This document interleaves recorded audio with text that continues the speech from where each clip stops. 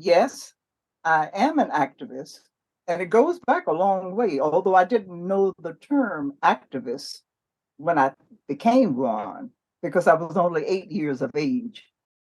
And that's when I found out about Jim Crow laws.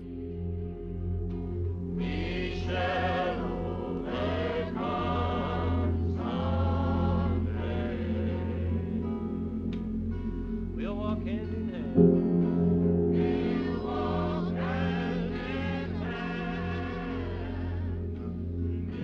On the last day of school of my third grade year, I had overheard two of my older sisters discuss the possibility of going to the zoo that day.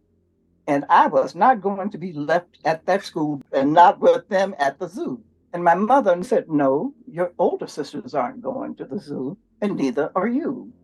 Your dad and I forbid you to go to a place where if you can't go every day, you can't go any day." The way my mother explained it, for whatever reason, Black people were not treated as human beings by the majority of white people in the United States.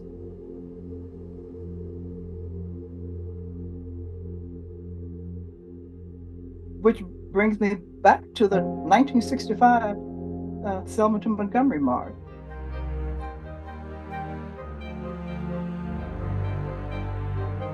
But the crowd that was larger than I'd ever experienced in my life, waving us on and cheering us on.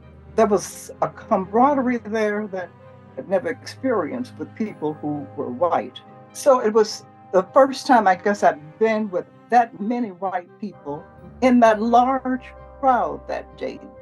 There was something happening there that was so beautiful and just so amazing. And then it all blew apart. Bloody Sunday was called that only after it happened. But the assembled group had gotten there because a young Black man had been killed by the police. Jimmy Lee Jackson was participating in a peaceful voting rights march in Marion, Alabama, organized by the Southern Christian Leadership Conference. With him, his 16-year-old sister Emma Jean, his mother Viola, and his grandfather. Alabama state troopers confronted the protesters and began beating them.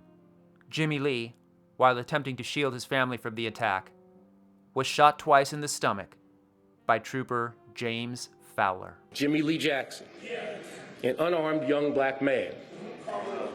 An unarmed young Black man.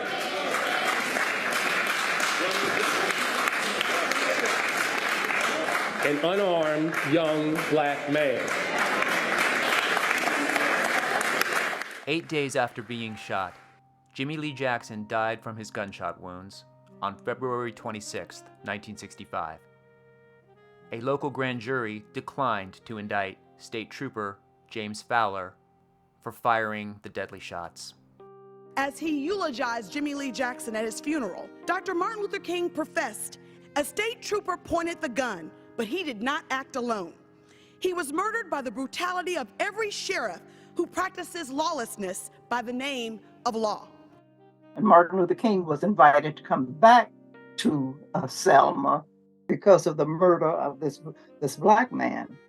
And that's why the young people and old people were assembled to march to express their disgust and their grievance against the government.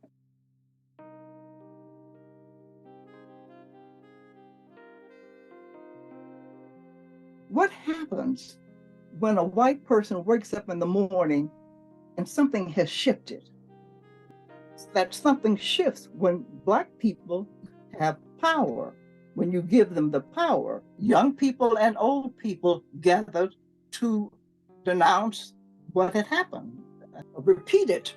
It's not just that one incident.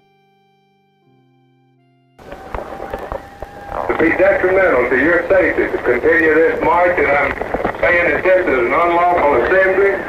You have to disperse. You are ordered to disperse. That's the fire hoses.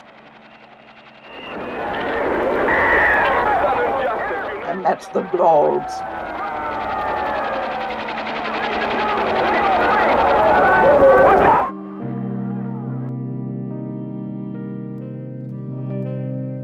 I can visualize those young girls' bodies being pushed against the wall with the force of the water. I can almost smell the horses as they plopped around. Here at the end of this gorgeous day, this happens.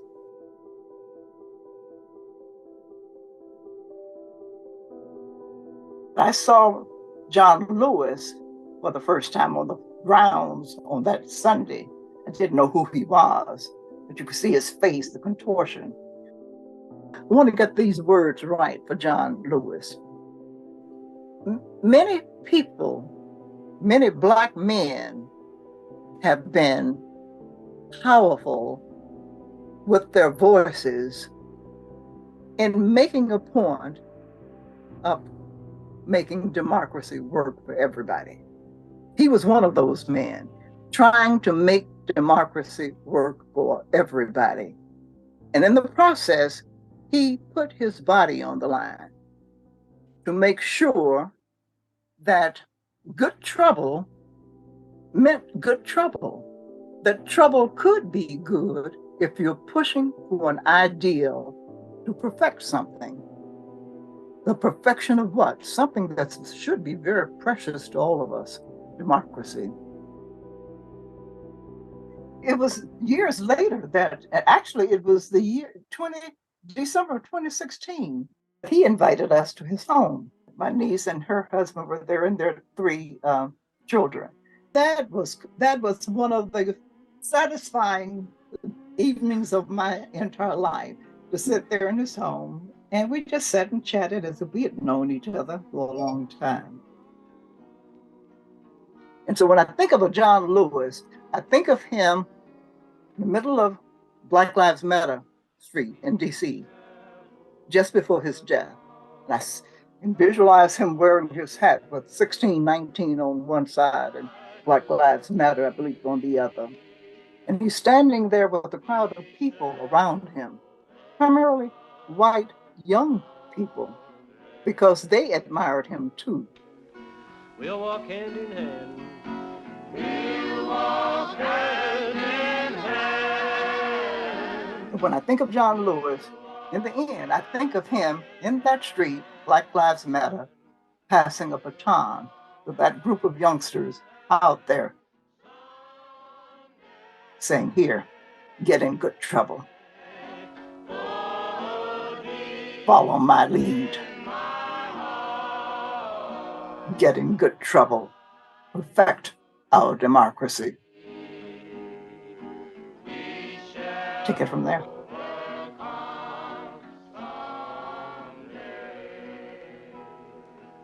We are not afraid.